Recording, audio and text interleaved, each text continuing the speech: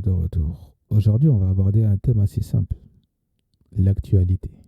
Bon, l'actualité d'aujourd'hui, c'est la création. Bon, je pense que vous avez fait le lien directement avec ce qu'il y a derrière. C'est la création d'un nouvel OS fait par l'Union européenne qui s'appelle EUOS. Pourquoi ce choix? Vous allez me poser la question. Parce qu'aujourd'hui, on arrive à une échéance où Windows 10 arrive, comment dire ça, à son terme. Même vous, pour vous. Donc, aujourd'hui, les administrations, même l'Union européenne, s'est organisée tout simplement pour faire un choix. Est-ce qu'ils vont rester sur l'ancien OS ou rester sur,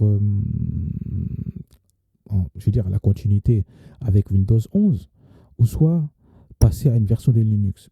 Ils ont décidé, bon, vous savez très bien que tout doit être validé, il doit y avoir des validations. Donc, ils ont choisi de faire leur propre OS. Donc, c'est tout simple. Ils ont fait un choix. Et vous, quel choix allez-vous faire? Quel choix allez-vous faire en fin d'octobre 2025? Vous n'aurez pas le choix. Soit vous continuez sur Windows 11. Vous dites, je continue sur le Windows, et c'est intéressant. Ou soit carrément, vous changez. C'est un choix aussi. Et donc, eux, ils ont choisi d'aller sur la création d'un nouvel OS. Vous savez qu'avec Windows, avec plutôt Linux, c'est facile de reprendre une distribution et de faire la vôtre. Eux, ils ont décidé de créer leur propre EUOS. Elle est basée sur la Fedora, bien sûr, parce que on peut pas partir d'une version qui n'existe pas. Il faut qu'il y ait des choses directement. Et donc voilà. Bon, ce que je voulais vous dire aussi, c'est que bon, dans les Linux, ce qui est intéressant, c'est que vous avez directement la version serveur et la version cliente. La version cliente, c'est juste la version serveur avec une couche graphique. Ils n'ont pas fait comme Windows. Windows, c'est deux choses différentes. Windows, ils ont fait un Windows client, qu'on utilise tous les jours, nous aussi. Et ils ont fait une version Windows serveur pour leur serveur. Donc, ils ont fait deux versions.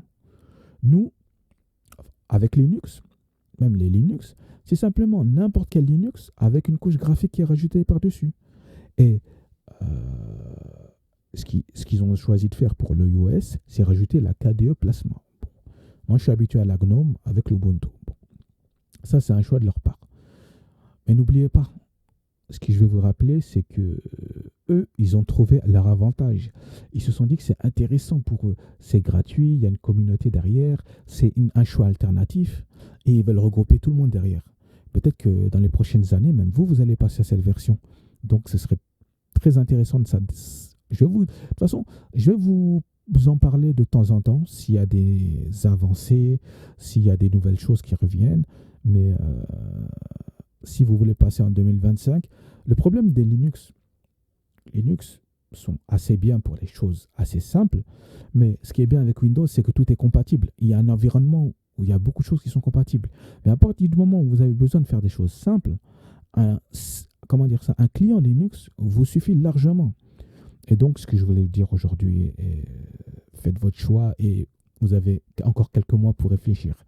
Soit vous continuez avec Windows 11, vous vous dites, je préfère pas être égaré, aller vers une version Linux, donc je préfère rester dans mon confort, dans ma zone de confort, ou soit donc vous passez en Windows 11, ou soit vous passez dans une version de Linux ou en iOS.